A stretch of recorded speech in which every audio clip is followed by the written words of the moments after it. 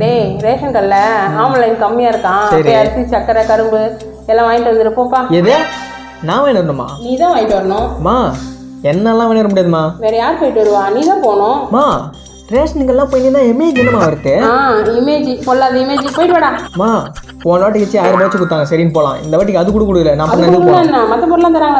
என்னால முடியாதுமா, நீயே போய் வாங்கிக்கமா. போமா அப்புறம் காலியாயிடுடா, போயிட்டு வாடா. தண்ணி சோறு வச்சு ஒண்ணுக்கும் போகுது இல்லை, எல்லாமே நானும் செய்ய வேண்டியதா இருக்கு.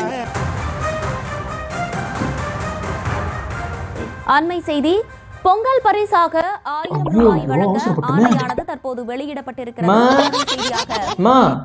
அந்த கார்டு இருக்குமா, நானே வாங்கிட்டு வரமா. கொஞ்ச நேரத்துக்கு முன்ன முடியாது கிடையாதுன்னு அது இல்லைம்மா, யோசிச்சு பார்த்தம்மா.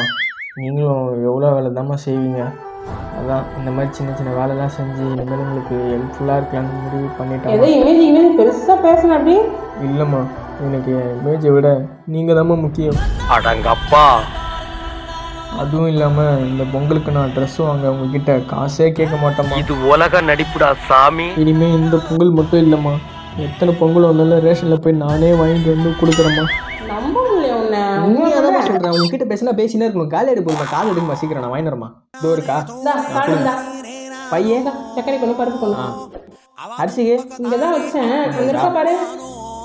அப்பாடி எப்படியோ வாங்கியாச்சு. நீ போகிறோம் 1000 ரூபாய். டேய் இல்லடா, இங்கே இருக்குந்தா. இருக்குதா? கொடுங்க. கரும்பு சக்கரை அரிசி எல்லாம் வாங்கி இதை மூட்டை கட்டி எடுத்து வந்து. ரூபாய் 1000 ஓஹோ தோற இதுதான் வந்து குழஞ்சாரோ. குடி நீ ஒன்றும் வாங்கிட்டே வேணாம்.